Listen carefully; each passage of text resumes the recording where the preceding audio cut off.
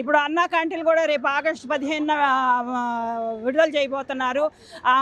గుక్కెడు అన్నం దొరక్క ఎంతోమంది ఇబ్బంది పడి రోడ్ల మీద చేయి చాచి ఆడుకునే పరిస్థితుల్లో ఉన్నారు. అందు గురించి వాళ్ళందరూ కూడా ఎంతో హర్షం వ్యక్తం చేస్తున్నారు. రేపు 15వ తారీఖు గురించి ఎప్పుడా అని ఎదురు చూస్తున్నారు. ఆగస్టు 15 గురించి చంద్రబాబు నాయుడు గారు ఇలాగా ప్రతి పథకాన్ని కూడా ప్రతి స్కీమ్ కూడా దెబ్బల వారీగా తీసుకొస్తున్నారు.